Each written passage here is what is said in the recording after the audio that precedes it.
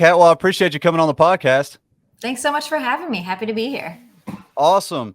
So, you have one of the most amazing pages that I've looked at as far as coffee pages go because it's so diverse.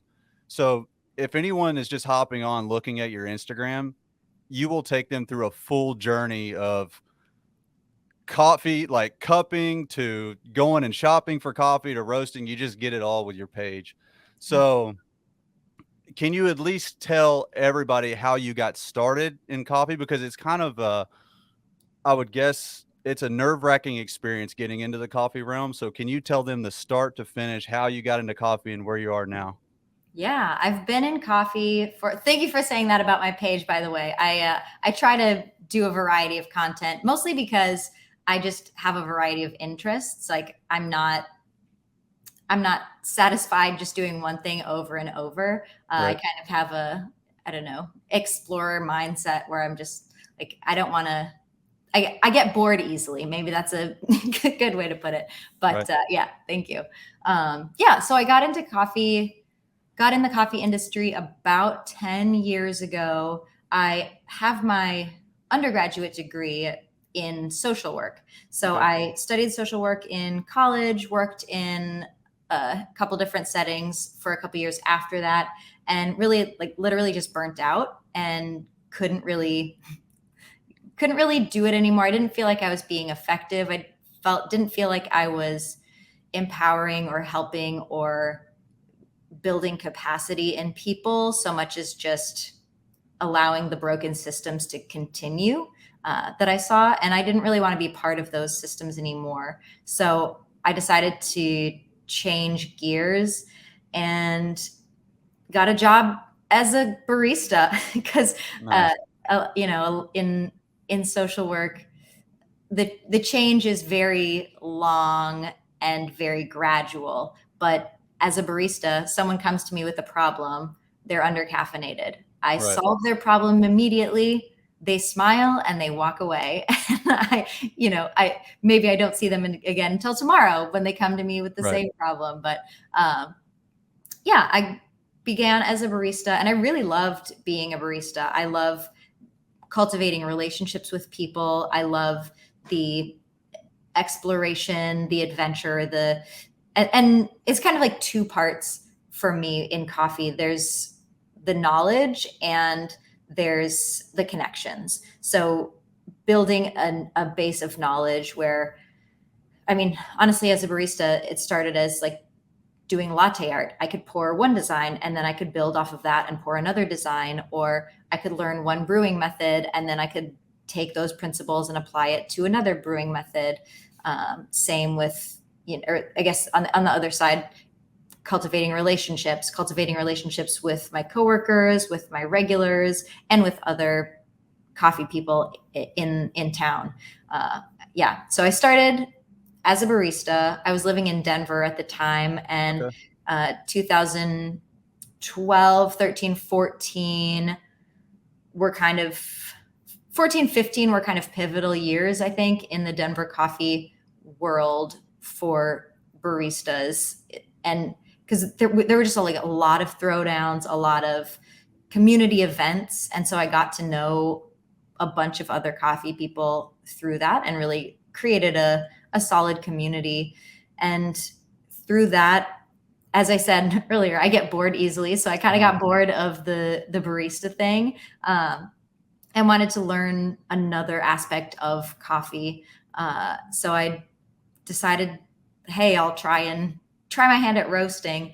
I Right. ended up getting a job, a barista job actually, at a roaster in Denver at the time. 2017 is when I started with them. And I got a job as a barista, but pretty soon they needed help in the roastery. And I was the first one to raise my hand and say, teach me, I'd love to learn. And within a couple of months, because of the way the volume grew in that shop, like literally I was in the right place at the right time. Within a couple of months, I was roasting most of the coffee, and then we needed to upgrade to a bigger machine. And I was kind of the person who learned the new machine and just kind of went on from there. I also, around the same time as I started roasting, I began a coffee publication. It's really more of an art publication, Right. but for the coffee industry, called Coffee People Zine. And it's all art and poetry and photography by people who work in and around the coffee industry. But that really, I don't know, it got me more embedded in coffee, sure, but really the communal aspect and the relationship aspect of the coffee industry. And so, yeah, between learning more via roasting and talking with people, communing with people through the zine, I just kind of got stuck in the coffee industry and have been in ever since. Yeah, that's super awesome. So that's one of the things why you're so unique. Like it's so hard. So for me, when I'm going through and I'm looking for inspiration, like, and we'll hop into your, is it Coffee People Zine page? Um, I want to hop into that too because the creative aspect that just flows well with the coffee industry, and as far as the other stuff goes, you can tell how passionate you are about coffee, and that's what I personally love about following your page is like Thank you. if I'm looking for inspiration, I'm gonna go down through and I'll see what you're doing, and then I'm like, okay, I'm gonna implement this. So it's I like the creativity that you bring to your like coffee journey. So before Thank you.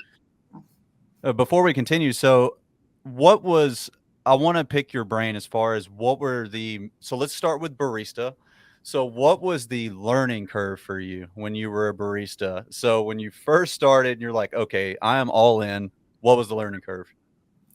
Well, I started at a shop that was more second wavy than like specialty. Right. Of we had a lot of most of our drinks were lattes. We didn't really have pour overs. Um, it was really the coffee shop was a bistro. It was like Denver's only paleo bistro. I was paleo at the time. And so it was really more about the food. And then also they had the coffee stuff.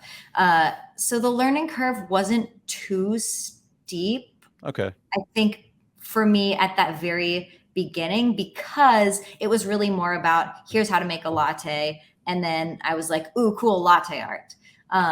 Latte art was really difficult for me, to be Right. honest.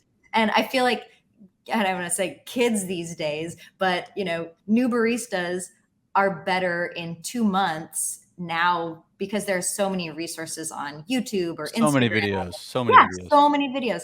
When I first started, Intelligentsia had a PDF. They didn't even have videos. They had a Oh wow. PDF with little drawings of how to make a latte art heart. And that's like all I had. So That's rough. what that was a steep learning curve. The latte art. But as far as coffee goes, at the first shop I was at, the learning curve for coffee wasn't that steep because that wasn't really their focus. So I didn't really realize there was that much. Like, I didn't realize how far behind I was, I guess, Okay. when I first started because, yeah, I don't know if that makes sense. But then as I did get farther into the coffee industry, there were a couple of shops in Denver that were really doing specialty coffee differently. And when I started going to those places and hanging out there more, I started learning like, whoa, there's a lot of flavor notes Right. possible. Right. There's a lot of ways to roast coffee. There's a lot of ways to brew coffee. And then I felt like the learning curve, like it was a steep mountain. I like looked at that and was like, oh my God, how am I ever gonna learn all of that stuff? But it was never, I don't know. It wasn't at that time overwhelming or like paralyzing to me because I was so excited about it. Hmm. So the learning curve was steep, but I had so much momentum, so much enthusiasm to like run up that hill. Right. Um, yeah, that, and I feel like with coffee, the the learning curve is only as steep as you're unwilling to go. I Like see. really, you just Yeah. have to, you do one thing in front of the other, one thing after the other. You brew one coffee and then you brew another coffee, or you brew the same coffee a different way and see what happens.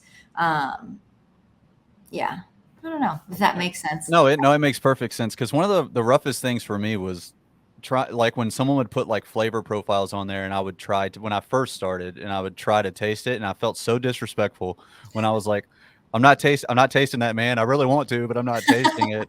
Yeah. And I think that's also a testament to the people that I was with at the time, the people that I was learning with. Nobody ever made me feel stupid for not tasting something on the cupping table, Right. or I luckily wasn't on cupping tables or part of social circles that were like, you have to taste these things, otherwise you're wrong. Um, Okay. so yeah, I think I evaded some, psychological damage. Right. I think that shines through in your page too, because you're so like the information aspect too. You don't really bag on people too bad for not knowing, and you're just like, I think one of your videos where you pulled the cherry off of the tree and you're like, "Hey, this is natural. This is washed." It's just Yep. breaking it down super simple for people to understand it. It's just awesome. Yeah. Well, I think that's, to me, making other people feel stupid for not knowing something doesn't get anyone anywhere. Right. It doesn't help anyone to learn better. Like, people don't learn when they feel attacked or when they feel embarrassed. They just don't. And Right. I don't think that coffee or roasting or tasting is like a zero sum game. Like, we can all be better. Mhm. And me being you being bad at something doesn't mean that I'm better at it. Like, we're not competing against each other Right. for the unless you're in, the cup tasters competition. Right. Nobody's competing against like, oh, I'm a better taster than you. No, like, let's help each other. Let's give each other tips. Yeah, I don't know. Like, we can all win. I don't want anyone, I Right. want everyone to feel good about themselves. Right, and coffee, yeah, and coffee creates that environment too. Like, there's so many good conversations, and it's just, I've talked to numerous people about this. I think coffee is just an atmosphere in of itself. And so let's hop into this. So after you decided to go into roasting, that was your main focus. Now, what was the learning curve with that? And the reason why I'm asking learning curves is because that's the number one email I get from people is like, hey, what was the hardest thing when you started? So that's Mm, why I want to kind of hit the learning curves, like when you were transitioning from each of these phases of coffee. yeah. I feel like the roasting learning curve was steeper for me than the barista curve, Okay. because there were far fewer people that I could ask about it. I was lucky to have a really great teacher Okay. as far as roasting goes. So I feel really grateful for that. But other than that, yeah, I mean, I see the coffee roasters companion behind you. Oh, That yeah. was It's that amazing. was the only other resource also that I had, Right. um, which is great. But it's also, if that's all you have and you're like, how do I push these buttons to make things taste good? Right. Like, it, that part did overwhelm me. I said earlier, getting into being a barista, getting into flavor and tasting, I didn't feel intimidated or paralyzed. Getting into roasting, I kind of did, because so few resources, and also a whole lot of conflicting uh, everything out there. Yes, yes. Yeah, some people are like, you have to roast your coffee low and slow, and other people are like, blast that stuff and like, Yeah. go as fast as you can. Light roasts are the best. No, you need medium to have body and sweetness. Da, da, da. And like, everybody's saying different things, and they're very confident about what they're trying to say. Um, yeah, so I did feel a little intimidated, but I started roasting in January or February of 2017. Okay. And I believe it was that same year that I competed in maybe it was the next year. I don't know. Very soon after starting to roast, I competed in the roasters competition. And that experience really taught me a lot because it made me do a lot of things. Like it made me look at the green coffee differently. It What made what made you wanna jump into that? Like, what made you want to do the competition? Like, "You know what? I can hop into that." Like, what was the motivating factor for that? And I didn't mean to cut you off. I'm just curious because that is so nerve-wracking thinking of that, yeah, period. that's a really good question. And I've actually thought about that lately myself because I really am generally not that much of a competitive person. Like, if I do compete or when I do something, I want to do my very best, but Right. I'm not, I don't know. My brother would probably say, no, you're competitive because we always compete against Right, each other. right. But I don't know. I think it was an exciting, it was a different thing that I hadn't done before. I really love new experiences. Okay. So it was something that I had never done before. I hadn't I hadn't put myself out there like that before. And yeah, there was also 2017, 2018, a lot of my friends were into competing. So it Mhm. was kind of like a, not so much peer pressure, but just, oh, here's a thing that, we do together, or like, here's a thing that my friends think is valuable and maybe I should think it's valuable too. Um, yeah, I just thought it was a cool thing that I could try. Right. Um, and yeah, the experience of that really taught me a lot, um, especially looking at looking at a score sheet, looking at what is the quote industry standard for green coffee, for assessing green coffee, for roasting coffee. You're not graded like on your curve as far as this curve looks good and this one doesn't. You're assessed on what did you try to do, and why did you try to do that, and were you successful? So especially as I was a new roaster, it made me conceptualize roasting in a way that honestly, it kind of helped shrink that learning curve for me because it gave me steps and a framework to say, oh, this is what roasting is. You have to know what you want to do and you have to try and do that. And then you have to look at, did that work? Did that not work? Okay, what am I going to do next? Right. So it gave me a framework, or I guess a way to break coffee roasting down in a way that it wasn't so overwhelming. So I was grateful for that opportunity. I didn't do very well in the competition. I think out of, I don't know, I think there were maybe 20 people. It was in Reno, Nevada. I think I was like I was in the top half, which Okay. was unexpected, but I didn't make it through to like the final round. But Right. That's yeah, some invaluable experiences, though. Like, yeah, absolutely.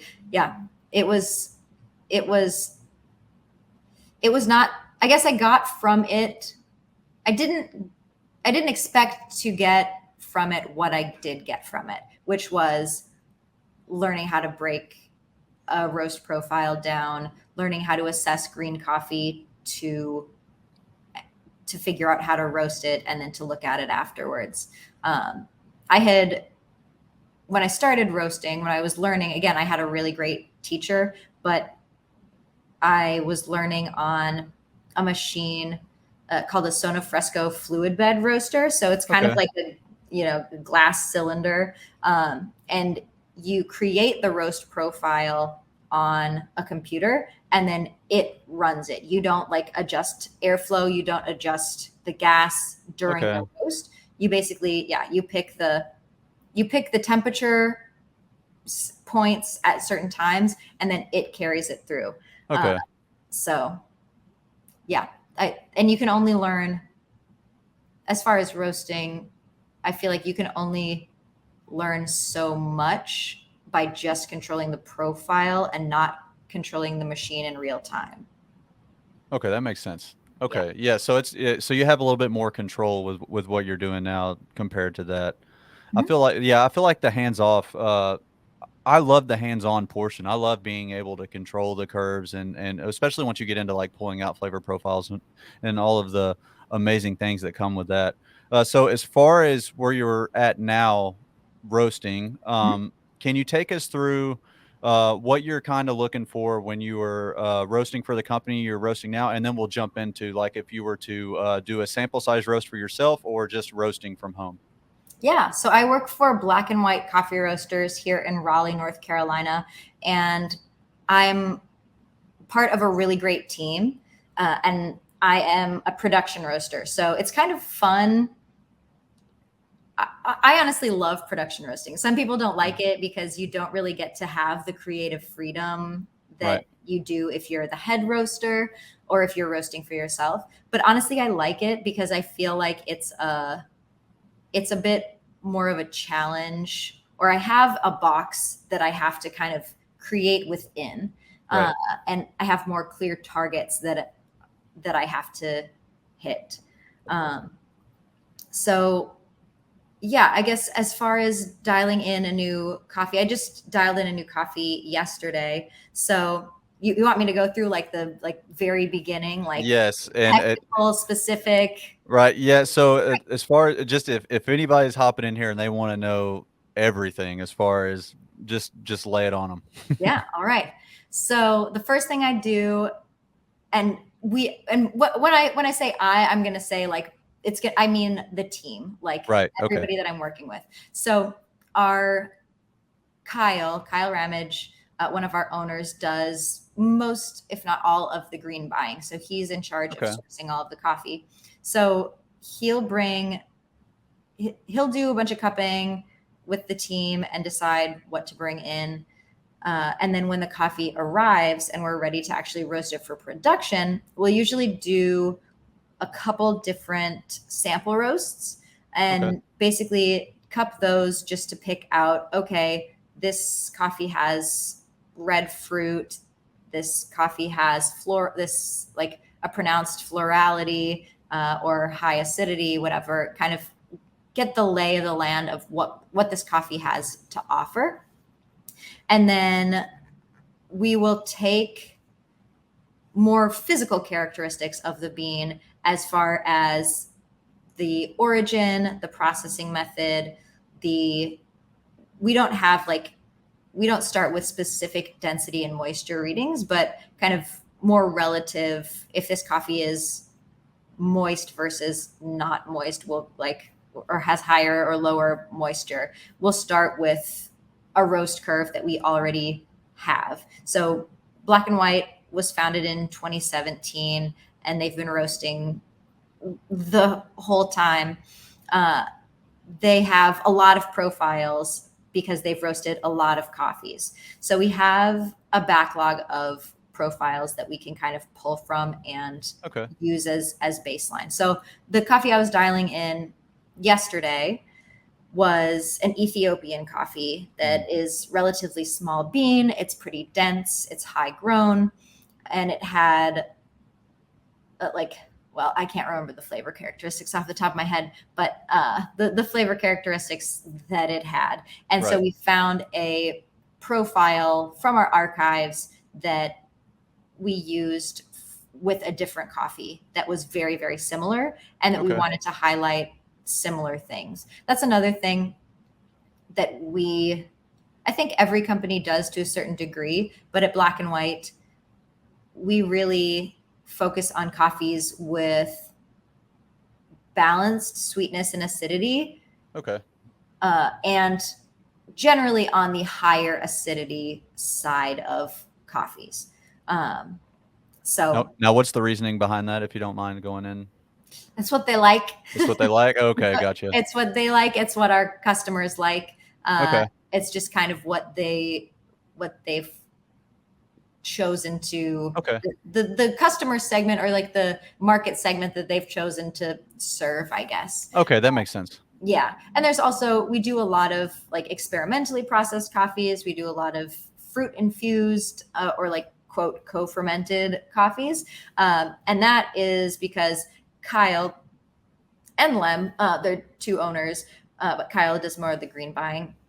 is really, really into exploring what is possible with coffee's flavor. So Okay. he's kind of going, he really wants to focus on what's new, what's innovative, what's funky, what's different, so that we can push flavor possibilities into places they haven't been before. Right. So that's, and I think high acidity is in that, falls under that umbrella of a lot of coffee has for many, many, many years has been dark roasted or Right. is best with milk, and we're looking at other flavor profiles. um, so yeah, so I get this coffee in, we sample roasted it to figure out what flavors we want to pull out. We look at a profile that roasted a coffee similar to this green coffee, and then basically I just we send it once. Okay.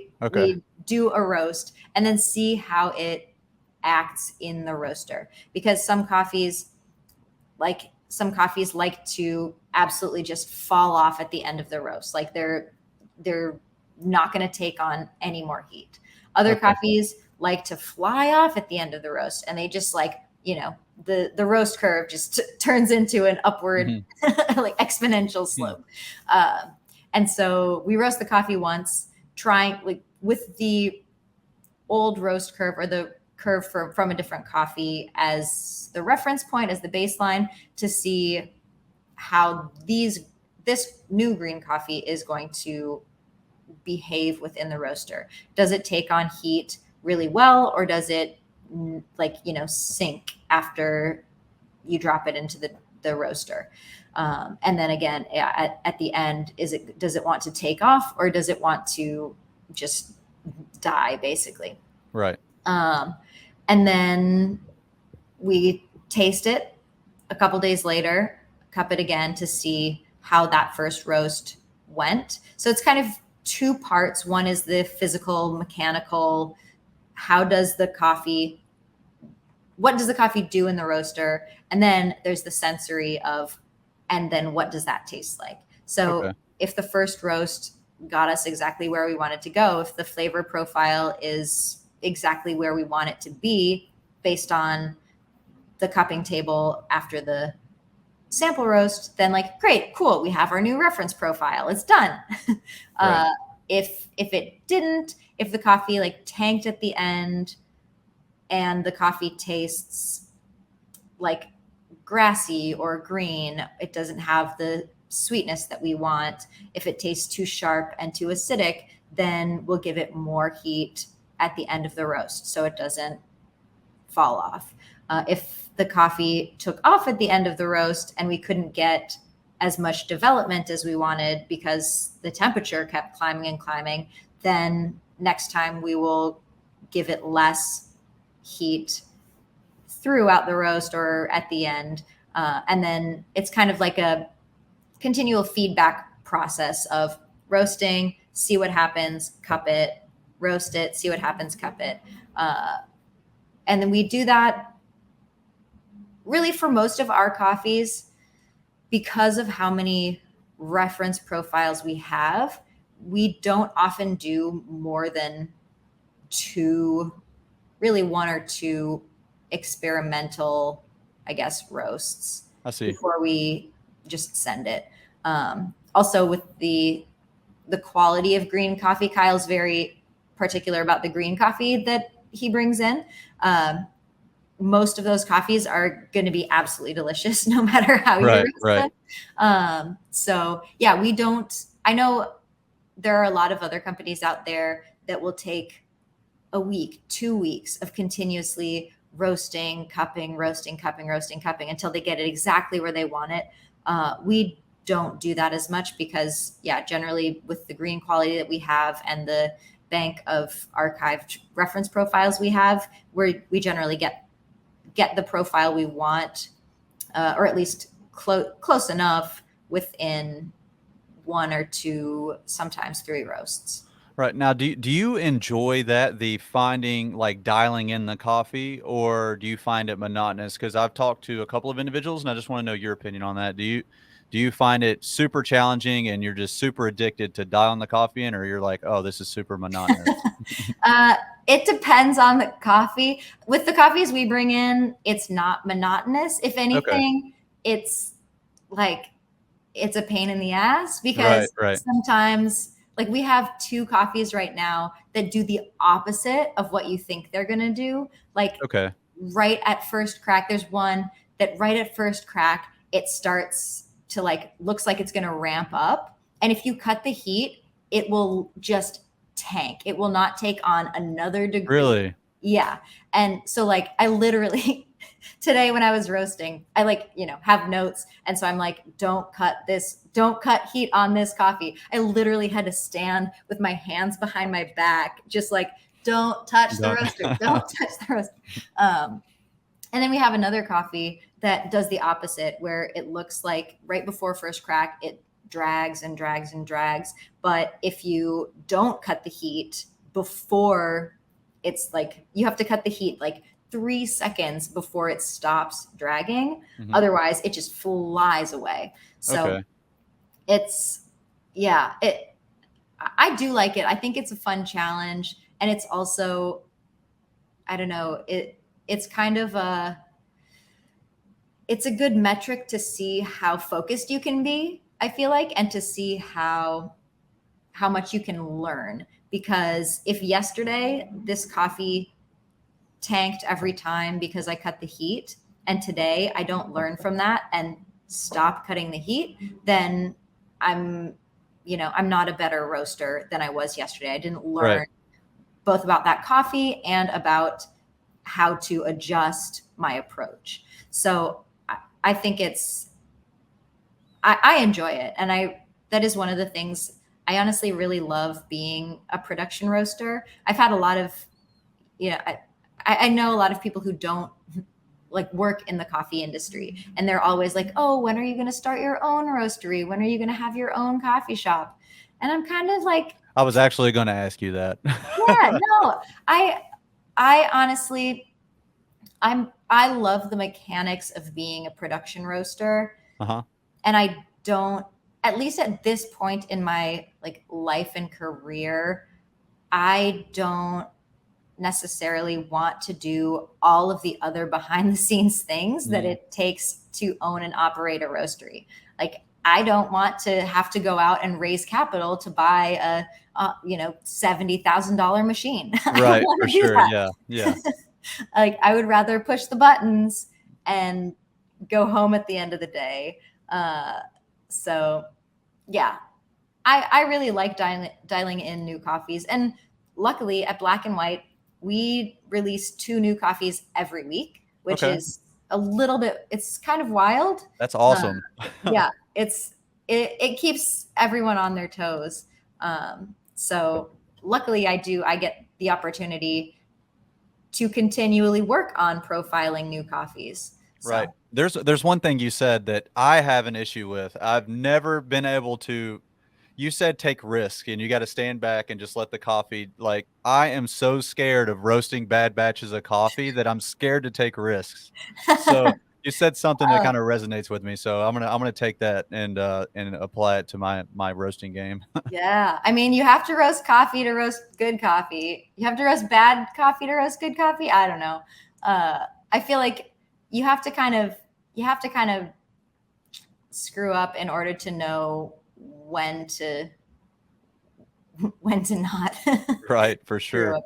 But yeah, I don't know. That's one thing that I learned a number of years ago, is basically, like, as a roaster, I want my intuition to be correct. Like, when I feel like I'm staring at the screen, when I'm looking at the roast curve, and it's set, like, and I just have this feeling, you need to cut the gas right now, or like, Okay. oh gosh, you need to come in hotter right now. Like, I want that to be correct, but the only way for that to be correct is to do it and see what I see. happens. Okay, I Yeah, see. like, because if you're always holding yourself back, maybe this is like a whole existential thing, Mhm. but specifically with coffee roasting, if you're holding yourself back from taking an action, whether that's increasing the heat, increasing the airflow, cutting the heat, cutting the airflow. If you're holding yourself back, then you don't hone that intuition Makes at all. sense. Okay. You're just kind of like, So take the risks, right. do the Okay. crazy things, roast the bad coffee. I'm gonna write that down right Yeah, now. yeah. I mean, the other thing I'll say too is coffee is wild, and sometimes you think you messed it up. You think you did something terrible, and then the coffee's going to turn out horrible. And for some reason, it's better than when you were roasting, what you thought was good coffee. That just happened to me. That's Yeah. awesome. You said this. I literally had this awesome coffee come in, and I'm like, I just ruined that whole batch, and I let it rest for 4 days, and it was probably one of the better batches that I've roasted. Yeah. And that's again, you can't learn if you don't, like, if you would have just thrown that away and been like, well, that's trash, then Right. you wouldn't have had the opportunity to learn, like, oh, maybe this is a new approach, or maybe this coffee likes this sort of thing. Yeah, I just did that the other day. I kind of lost track of my inlet heat, and it was a lot higher than I thought it was when I charged the coffee. So it just had a lot of extra heat in the drum and a lot of extra momentum. The roast ended significantly shorter than it was supposed to. And I was like, oh crap, well, I ruined that one. And then we tasted it, and it was better than our reference profile. So That's awesome. yeah, you never know. Coffee is wild like that. And then sometimes that'll happen and it will be trash and it'll be really bad. And Right. I'm never going to do that again. Okay, so let's shift gears to where coffee comes from. So and it's, I'm not saying it's nobody's fault, but the detachment from your coffee beans. So the biggest issue I see in I mean, I guess anywhere, is everyone is so detached where their coffee comes from. So where do you stand as far as bringing that kind of to the forefront? Actually, as far as empathy and bringing and giving back to the coffee farmers overseas, where do you stand with that? Yeah, I mean, that's a huge topic and very far reaching, because there is no, obviously there is no one monolith coffee farmer. Right. There are people with thousands and thousands and thousands of hectares in Brazil who have huge mansions. There are smallholder farmers in Vietnam and Guatemala who have half a hectare and are subsistence farmers. They're like, and everything in between. So I think it's hard to say overall, this is how we should, think about producers. I do think, and it's also from the roaster's perspective, I think it's difficult because smaller roasters have a lot less capital and a lot less access to getting to know farmers as big roasters, I just see. because, if you can't bring in, I know a lot of small roasters who want to make a difference in the lives of the producers, or who want to respect the work of the producers. But if you can't buy significant amounts of coffee, Right. what good intentions can only get the industry so far. Right.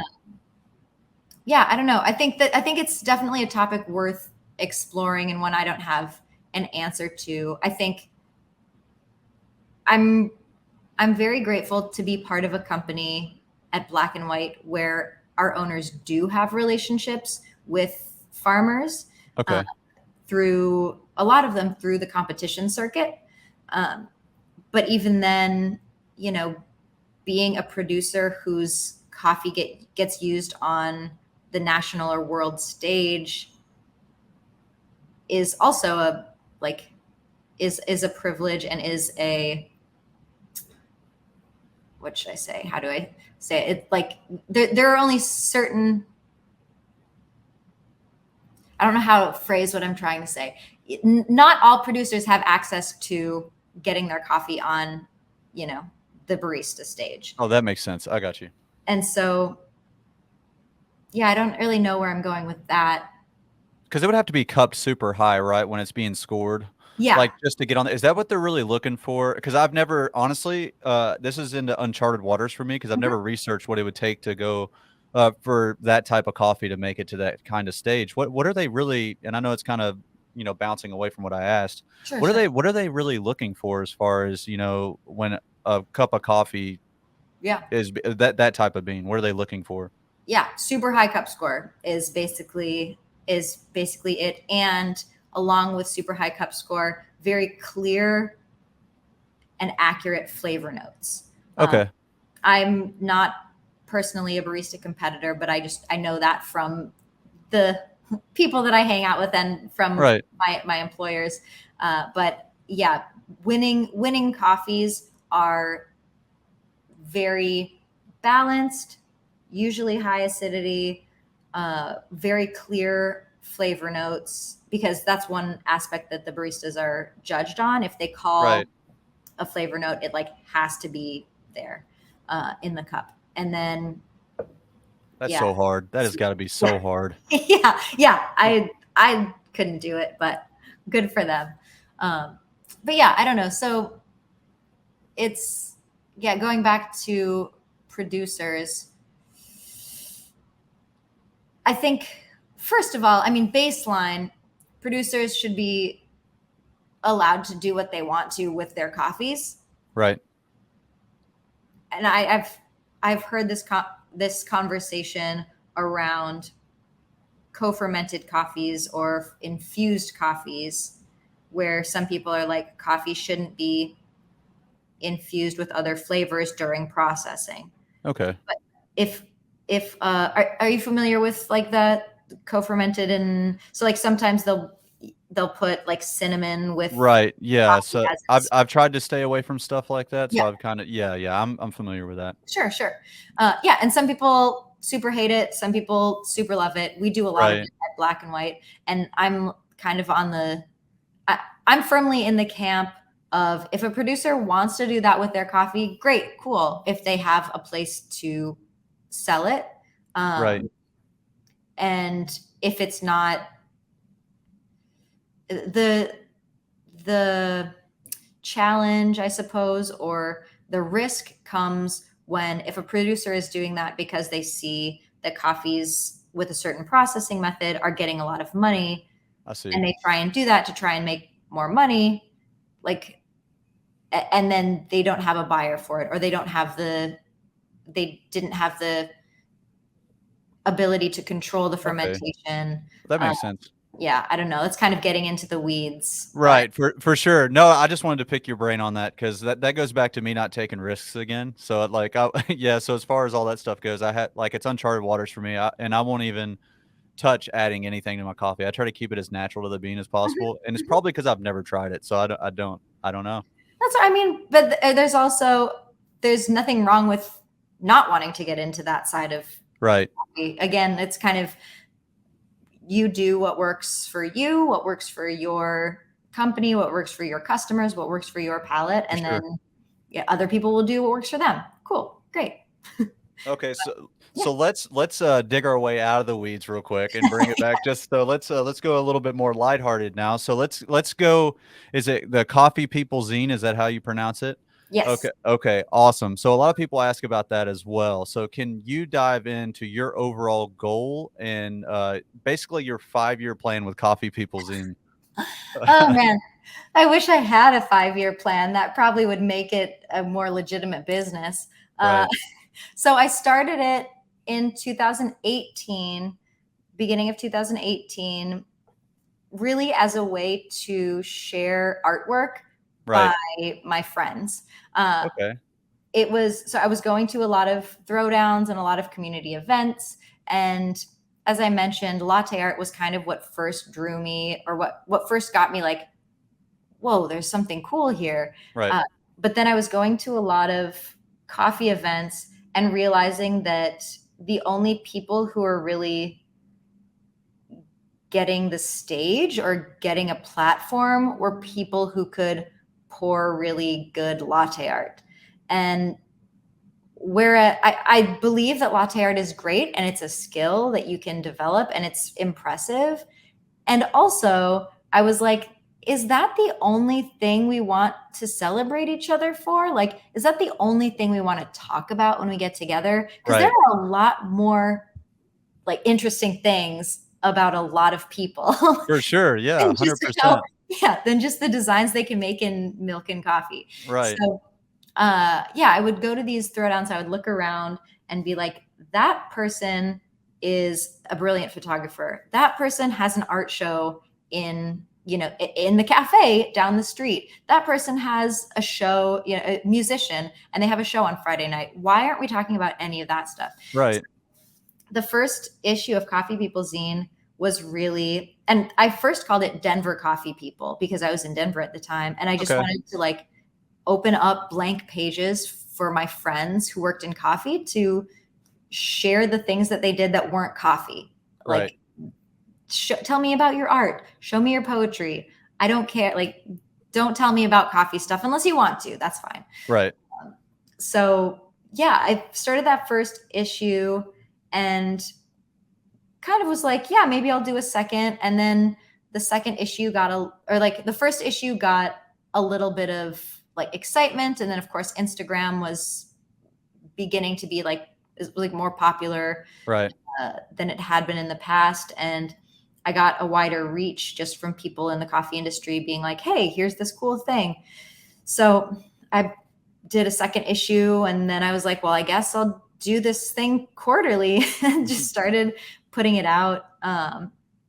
And it grew wider and wider. Like the first issue, even the second issue was pretty heavily Denver people, like people that I knew personally. Right. And then yeah, just through Instagram, through me traveling to like bigger coffee events, more and more people started sending me submissions and it's all submission based. Right. Now I've kind of changed it a little bit, adjusted it throughout the years. Now I have a couple of commissioned articles each issue, but most of the stuff is like literally people send me their artwork and then Nice. I just put it on the pages. Yeah, your page it encapsulates how do you say that? I don't know. Like basically like coffee is a vibe and a lot of people forget that vibe and atmosphere and they just solely focus on the coffee and I start thinking about my own experiences like I start music in the morning, I'll read a book, like so many things go into coffee and if you go to like these throwdowns like you're talking about like listening to the music, like watching all these different art forms and it just coffee just enhances that entire experience. So I just think Yeah, that yeah, that's what that page kind of encapsulates, however you thank say you. Yeah. that. Well, yeah, and if you go to a cafe and you look around, like some people will be listening to the music that's around, other people will have headphones on, some people will be drawing in the corner, other people will be writing or journaling, some people will be, working on schoolwork. Like there's so many different things that coffee, I don't know, it provides a platform or provides like a meeting point Right. for so many things. And it that's what I try for Coffee People Zine. It's not about the coffee itself. It's Right. about what coffee like it's about everything else kind of. I think of coffee as like the center of the hub and Right. everything else is, the spokes that go out from there. So yeah, it's a fun project. And as far as a 5-year plan, I've when I first started it really for me it's a passion project, and I Right. see it as an avenue of my own creativity because I don't really put a lot of my own work into, like, I don't put my own art or poetry in there most of the time, but I do the layout and I do like stickers and I help with or generally like do kind of creative direction as far as the cover page goes. And so I see it as a creative outlet, less so a actual viable business with a For 5-year sure. plan. I've been Well, thinking about that more and more though, because I do, I like, I feel like it could be like bigger or wider or more expansive than it is, but it would have to not just be a passion project for me Right. anymore. And I will say, like at the beginning, well, right before the pandemic, at the end of 2019, I actually tried to shift my focus to being just working on Coffee People Zine. I quit my roasting job at the time and was like, I'm going to make this a real business. I'm going to make it like, this is going to be my income. And then, of Right. course, the pandemic happened and all sponsorships dried up in a second. Most of the people who subscribe to the zine, because it's a like physical print Right. publication, most of the people who subscribed to that were either baristas who lost their jobs and so they couldn't pay for an additional subscription, or coffee shops that were closed and they, didn't have anyone coming in, so no reason to have a print magazine.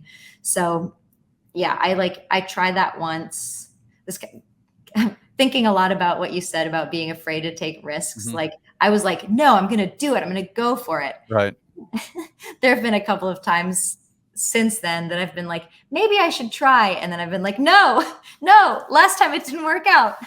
No, I think you should, because like everything in your life kind of revolves around coffee too. And I think, and you love coffee. And I think if you just I think if you just dive in, I feel like you'll never work a day in your life because you love what you're doing. So Yeah, perhaps. I've thought about, but I do honestly, I really love working at Black and White. Like oh, okay, right. that's another thing. Like I really love the team that I'm part of. I love the coffees that we bring in, You guys and have an awesome culture there. yeah, Just from following that page as well. yeah, we do. I feel really lucky to be part of that team. So yeah, I'm not, and this is on the practical level. I love having a paycheck. I love not Right. working just for myself, where I have to, rely on my own self for Right. to be able to pay my bills. I like the stability of having a paycheck. And yeah, and bonus that I get to be part of a really awesome team that's growing and doing really cool things around coffee. So yeah, I don't know. I think as far as Coffee People Zine, if I do, maybe I shouldn't say this out loud because then I'll have to answer to it. But Right. I think I'd like it. Ideally, I'll say, how about this? Okay. Ideally, I'd like to bring another person or two on to help me with the sales. I'm just not good at sales, and that's one thing where I think if the zine is to That's become, hard to believe. You're very personable. I don't know how how you would not be good at sales. well, thank you. I think it's all in my head because I'm just like, I have this really cool thing, but you don't have to buy it. Please don't. No, no, no. I don't. You Okay, don't I have to. see. Don't bother yourself. Right. Okay, that makes sense. Yeah. It's more of like I don't want to bother you, even though it. If anyone wants to purchase the zine, you can. Coffeepeople.org. Yep, you heard it here. Yeah. Um, yeah, but ideally, I would have more people. And also, as being with Black and White has shown me, being part of a team is really valuable to me. And again, like even going way back to my beginnings in coffee, that's one of the things that really hooked me into the coffee industry was the relationships that I was making with my coworkers, with my customers, and with the other people in the industry. And it's kind of like, not to be sad, but it's kind of lonely to run an art magazine all by myself. There Right. are plenty of other people's hands in the zine, like a lot of other people's work Right. in there, but it is kind of, I feel like it's a bummer to be the only person making decisions. Right. Like sometimes I want, and I do have a Patreon, so sometimes I'll, if I'm like, should I go with this cover image or this cover image, or should I make merch that looks like this or this? I Right. have patrons who can vote, and like that's super helpful to me. For But sure. yeah, I think taking the zine into the future, ideally, I would have another person, another couple people to bounce ideas off of, and to bring in other perspectives and other skill sets that I don't possess. Right. I think support networks are just invaluable. just For sure. having, awesome people around you. It's just, and that's what I always try to do. I always try to just, have the best people around me just to, to set that mood, to just everyone's working towards a common goal. And it's just, I don't know, it's awesome. So and I can see that in your page too, both on your normal page and then your Coffee People zine as well. So I think you have a good support network going. Thank you. Yeah, I mean, there have definitely I've made some amazing connections in the coffee industry, both through my Roasterkat page and through the Coffee People zine. So it's fun. For sure. All right. So we're coming close to an end. So I'm going to put you on the spot here. So, okay. So let's say anyone is diving into the coffee industry right off the rip, but I want you to pretend like you're talking to yourself back then when you got in. What advice would you have given yourself back then starting out? And this will be applicable to everyone listening. What differences, what decisions would you change and what decisions would you keep the same? And how can these individuals stay motivated through the whole process when starting out? That's a really good question. I think number one piece of advice, I would say, don't be afraid to switch things up. And for me, that is applicable specifically to, I stayed in a couple of jobs at the beginning of my coffee journey that I think I should have left earlier because I stopped learning and I stopped growing, and those companies were unwilling to adjust my roles in order to allow me to continue to grow. And I think in my naivete and my youthful hopefulness, I don't know, I just thought that would change, that they would change their approach when they saw how motivated I was or how enthusiastic I was. And they didn't, because those particular companies weren't really interested in seeing me grow. They were interested in having me fulfill the same role that I had done.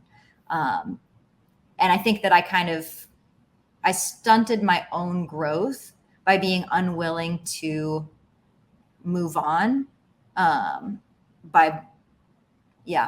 So yeah, don't be afraid to switch things up. And then if you made a mistake, there was one job change that I made that pretty quickly after I was like, oh no, I shouldn't have done that. I should have stayed the same. But that transition allowed me to make the next transition. And so even though I don't want to say regretted it, but even though I retrospectively questioned a decision I had made, it did then prepare me for the next thing that I wouldn't have been open to or that I wouldn't have been available for had I not made the first change. Awesome. All right, guys, you heard it here first. All right, Kat, where can anyone that tuned into this podcast find you? Easiest way is on Instagram at Roasterkat. You can also, if you message the Coffee People zine, that's at Coffee People Zine, Zine, as in like magazine. I'm the person who answers those DMs as well. Those are probably the easiest ways to find me. I also have a YouTube. It's not very good, but you can search Roasterkat on YouTube and watch some silly coffee crawls that I've done.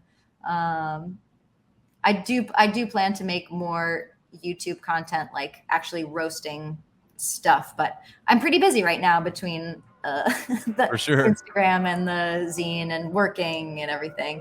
But yeah, definitely Roasterkat Instagram. I respond to literally, unless you send me a message and all you say is hey. I get that every once in a while. Right. But I literally respond to every DM and every comment that I get on that page. So write to me and I will get back to you. Awesome. Sounds good. All right, Kat. Well, you're a huge inspiration to everybody. So I will make sure to get as many people over to follow Coffee People Zine as well as your Instagram page. Thank you so much. I appreciate it. This has been super fun. You really great questions. Awesome. Yeah. So if anytime you want to come back on, if you have a new endeavor, just let me know and we'll get you back on the podcast. That sounds great. Thank you so much. Appreciate it. All right, Kat. Talk to you soon. Cheers. Bye-bye.